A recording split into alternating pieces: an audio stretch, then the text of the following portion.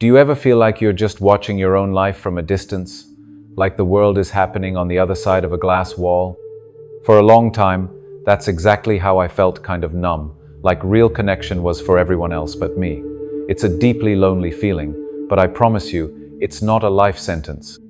In this video, we're going to talk about the real psychological reasons you might feel this way, and then I'm going to give you a simple, practical path to finally break through that glass and get back into your life. So, what's actually going on when you feel so disconnected? It's not just in your head, and it is definitely not your fault. This feeling of being detached is often a defense mechanism, a wall your mind built to protect you. For a lot of us, it goes back to things in the past. Tough childhoods, being neglected, or not getting emotional support can teach our brains that it's safer to just check out than to feel things deeply. This emotional numbness isn't a character flaw. It's an old survival strategy that's stuck around too long. The world we live in today can make it even more intense. We spend so much time scrolling, mistaking that feeling of being connected online for the real deal. In fact, studies show that this can backfire. As of 2025, nearly 40% of adults say social media actually makes them feel more lonely or isolated. And for younger people, it can be even tougher, with over half of teens reporting they feel more anxious or depressed after using it. This leaves us with a phone full of contacts, but maybe not a single person we feel we can have a truly honest conversation with.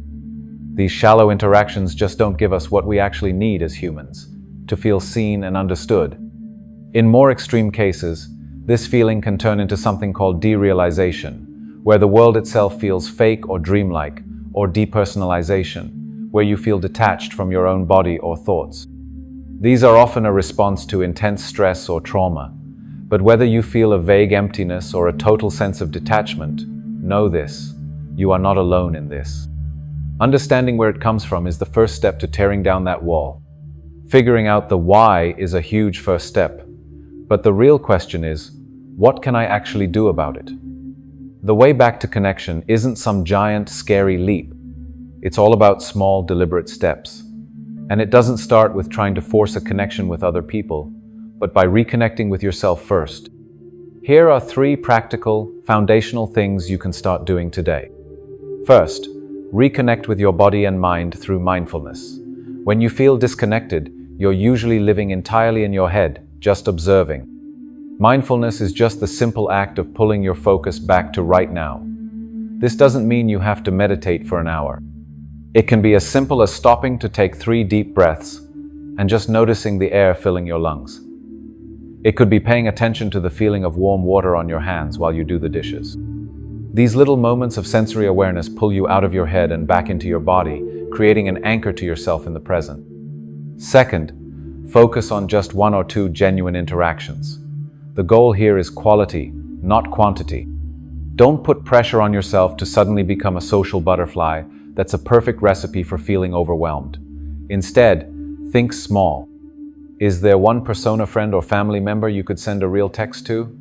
Not a meme, but a, "Hey, I was just thinking about you. How are you really?" Your brain might tell you that you're being a burden, but that's just a story, not a fact. Taking one small social risk like that can change everything. What's one small way you found to connect, even when it feels hard? Share it in the comments below. Your idea might be the exact thing someone else needs to see today. Third, get involved in a meaningful activity. A huge part of feeling disconnected is feeling like you don't really have a role to play, that you're just sitting in the audience of life. The quickest way to fix that is to get involved, even in a small way. Pick up an old hobby you used to love, volunteer for something you care about, or maybe join a local club for something that sounds interesting. When you're lost in an activity that means something to you, you're not thinking about being disconnected, you're just connecting. You're creating, doing, and participating. That brings back a sense of purpose and belonging that naturally pushes the loneliness away. Feeling disconnected from the world can be one of the most isolating experiences anyone can have. But that glass wall you feel isn't permanent. It was built, which means it can be taken down piece by piece. It all starts with reconnecting with yourself. Get stronger with a little genuine connection to others, and become solid with meaningful action. This isn't about flipping a switch. It's a slow, steady return to yourself and the world. Be kind to yourself through it all.